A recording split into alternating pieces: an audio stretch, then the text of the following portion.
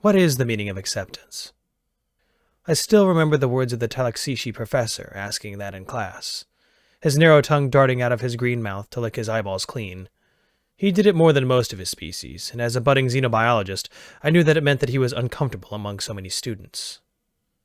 Unsurprising, since his species was known to be primarily made up of loners.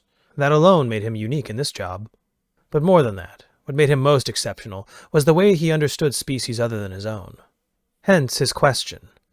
And it was the very question that launched whole careers, because it began with a race called Homo sapiens sapiens, or as they typically called themselves, humans. With claws and tentacles and nails and more, were rapidly scrolling through digital text to search for the word. The echo of his question faded away against the walls. And this, too, was what made him unique. Unlike most professors in the university, he conducted classes in person, demanding we socialize up close. For reasons none of us quite understood, it somehow made us better students, and little by little his policy was spreading to other instructors. What is the meaning of family? He asked the follow-up question, and our hasty searching picked up speed. My neighbor, a Chixilian with a rubber touch assist over his slimy digit, was typing the new word into the search bar. A hand went up before mine. A biological classification including several subclassification. The answer came from one of the miniature dwarf species, an avian race coated in spiny feathers. It came up no higher than my knee. His name was Cherupus, and he was top of the class, after me. My frustration burned as he outdid me, only for relief to flood air sacs when the professor shook his head. No, that is a definition, but not the one I mean. Our Talaxishi professor, Sixlith by name, looked each of his 5 eyes in rapid succession. I knew that he hated correcting people, but I also knew that the definition he sought was not in this book. So I raised my fur-covered arm and opened my elongated jaw. My tongue waggled as I spoke, and I tried to keep my tail still when I said, "Professor, no other meaning is present in this book. Please, can you tell us what you mean?" In all my life I had never heard the noise he made next. It was clear he was imitating some species we had not seen up close.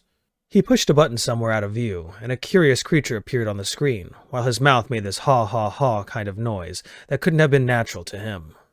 On the screen was a bipedal species with fur on their round heads, small thin lips, and only 2 arms. This is the species you will learn the answers to those questions from. If you can understand this species, you can understand any species. In my 150 cycles of instruction and research, I have never found another one like this one. They bond with inanimate objects, fictional characters, unknown infants, outsiders, as strongly as a Vastian oviraptor with its own eggs. We gasped, chirped, gulped, belched, and rattled. Whatever our own expressions of shock as different species, we made it. I know it sounds impossible, but this is the only species that is capable of finding family and forming communities of any species, or at least any that they have ever been observed with. They domesticate predators and bond even with species that might otherwise eat them. If one of them is rejected by its parents, it may find new ones, or ones to fill that role. There are stronger species, there are smarter species, there are faster species, there are longer-lived species, but there are no species more passionate. They are in their mating season all year long, and constantly form new groups that grow and change. If you can get one to bond with you, they will die for you without regret. There is no species so full of contradiction as the Homo sapiens sapiens. They love more deeply, hate more deeply, laugh. That was that noise I was making earlier. And are both greed and generosity given flesh. They appear weak, but that's because all of these contradictions. They are not only the apex predator of their planet, but no invading armada dares cross into a system where a human colony has formed bonds with others. The great victory of the 47,592 was brought about by this species acting on a distress call from my own species when I was a child. A human starship responded instinctively to our call for aid, and destroyed themselves in a suicide run which crippled the invaders. Self-termination for another species? The professor paused at the rhetorical question. It did seem at odds with all reason. No species I knew would do that. And though I had heard of that victory, the strange vessel was barely a footnote. Humans were not even named.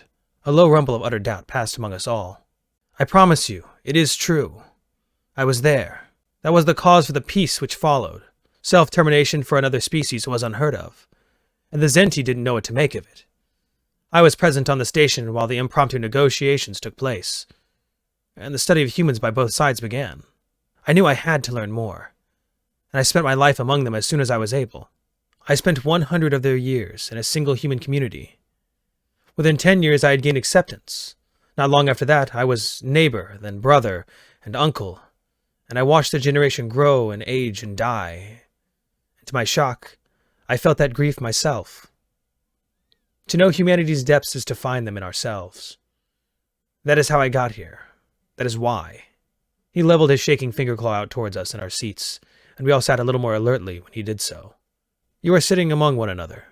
All of you comprise long-lived species, 300 years on the high end, and all of you will spend the next 50 years in an extended study of the humans. You will join their communities, learn about them, and about yourselves. When you are through, you will know what family means, in a way you've never dreamed before, and carry that spark out to all your homeworlds. From there, who can say what will happen? But I think we will have a better galaxy for it. I don't know why I felt so certain that he was right.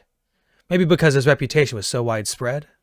Maybe because he had chosen us, handpicked each of his students, and his faith in us made us even more confident in him. But whatever reason, I was suddenly even more eager to study than before.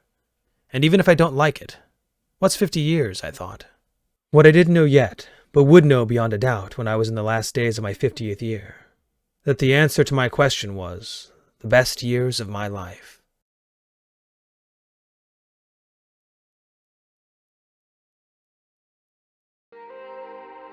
Hey everybody, thanks for watching. Everything I used is in the description below. If there's a story you'd like to hear narrated, let me know and I'll reach out to the author and see if we can make that happen. Thanks again.